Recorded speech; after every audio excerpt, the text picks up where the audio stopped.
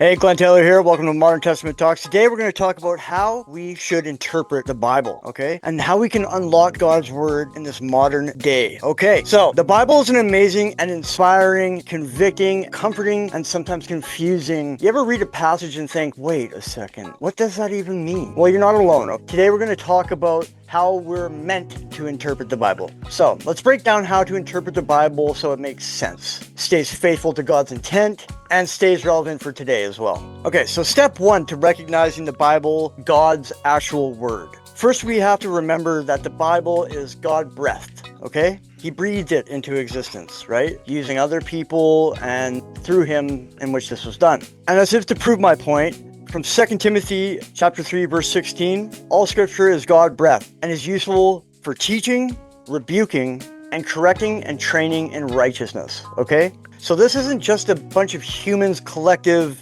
opinions, all right? Like, God communicated through real people in real situations. And he intends for us to take this stuff to understand, obey, and live it out. And knowing that his God word really does raise the stakes for us, right? So we're not meant to approach it casually. We approach it reverently, prayerfully, and definitely with humility. Step two in understanding God's word and how it is meant to be interpreted according to the Bible, understand the context. Now, the Bible wasn't written in a vacuum. So to interpret it correctly, you might want to consider historical context, like who wrote it, when, to whom, or why. Like, for example, Paul's letters addressed early churches facing specific issues, right? Not modern problems word for word. Maybe cultural context, like ancient customs or societal norms, and your geography influencing its meaning. So, for example, the Levitical laws, they make sense in a covenant-based Israelite society, but maybe not so much in our modern one. The literary context. The Bible contains different genres, right? History, poetry, prophecy, letters, wisdom, and some ground sites of apocalyptic views. But each genre has rules for understanding. So reading without any context is kind of like watching a foreign film without any subtitles, right? You'll miss most of the story. So, step three, interpret scripture with scripture, right? The Bible explains itself, really, and uses other passages to clarify maybe other unclear verses. I'll give you an example. Let the wise listen and add to their learning, and let their discerning be guidance. That's Proverbs 1:5. Okay, so understanding what Jesus meant by living water, for example, in John 4 is clear when compared with the Old Testament imagery of water as life and cleansing. So I guess the main thing is don't isolate verses and think, how does this fit into the whole story? You really do need the wider scope of things and the bigger picture. Now, step four, maybe look for the original meaning. Ask, what did this passage mean to the original audience? Who this was written for in that time? So by doing so, original meaning helps us avoid modern misinterpretations or twisting scripture to fit personal preferences and that sort of thing. An example of this in Psalm 119 verse 130, the unfolding of your words give light. It gives understanding to the simple, okay? Understanding God's intent. And so by reading the Bible, we'll be able to maybe better discern and understand God's intent and maybe help us to apply it wisely now in our own lives rather than trying to apply it into a modern perspective. Step five, consider the bigger picture, okay? The Bible isn't a random collection of disconnected verses, all right? It's often much more than that. And it's one of a unified story of God's plan. And if you've read the Bible, you can understand that. The themes of creation, the fall, redemption, the covenant, grace, faith, and hope,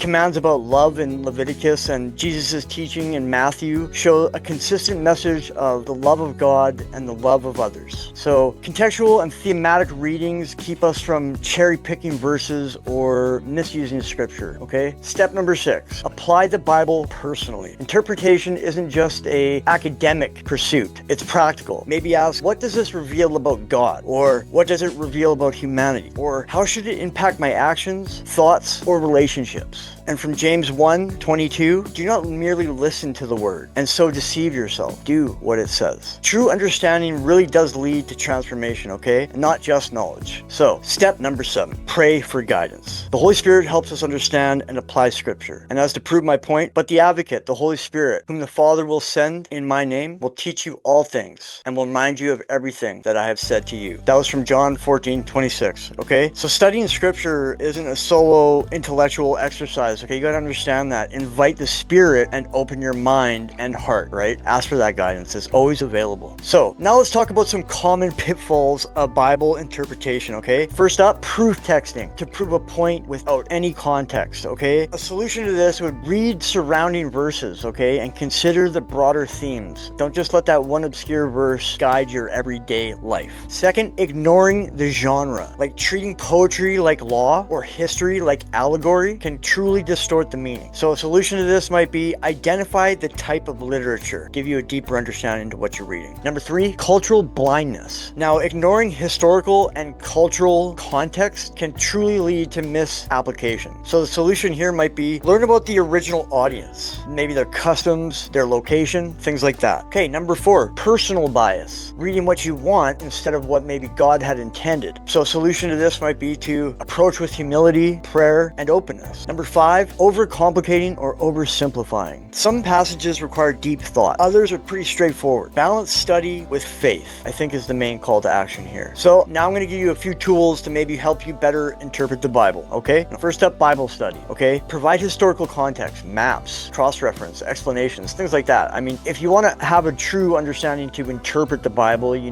got to do a little homework yourself. Number 2, commentaries. Experts unpack difficult passages, right? And there's a lot of literature out there that can actually point you in a more definite direction if you're finding it hard to interpret. Number 4, group study or mentorship, discussing Scripture with others and can most definitely illuminate insights that you might otherwise miss alone. And sometimes the Holy Spirit talks through those around us. So living the Bible today. Interpreting Scripture isn't just for scholars, okay? It's for everyday believers. It's here and it's now, okay? By daily reading, even just a few verses a day, can really shift your perspective and your faith. Meditation, reflect on God's word and let that sink into your heart.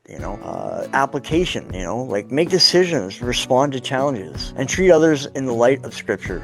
Sharing, okay? Teach and encourage others through the word you understand. And when you can help, Scripture references, right? Your word is a lamp to my feet and a light to my path, okay? That's Psalm 119, 105, okay? So anyways, the key takeaways from today is the Bible is God-breathed and divinely inspired. So if you need to interpret it through that lens, do it. Understand that context is everything, okay? Historical, cultural, literally, all of it is important. Scripture explains Scripture, okay? You'll find that through and through. Now, ask for the guidance of the Holy Spirit and it will guide your interpretation. Next, and then application. Now you got to apply this, and application is essential, okay? Understanding leads to transformation. Do your best to present yourself to God as one approved, a worker who does not need to be ashamed and who correctly handles the word of truth. 2 Timothy 2:15. Now, interpreting the Bible is an adventure, is definitely a journey and a partnership with God ultimately. The more we study, the more we pray, the more we apply it in our day-to-day lives, the more alive and relevant it will become. It'll guide us, it will teach us, and transform us every single day, okay? Anyways, thanks a lot for watching. God bless. Deep peace.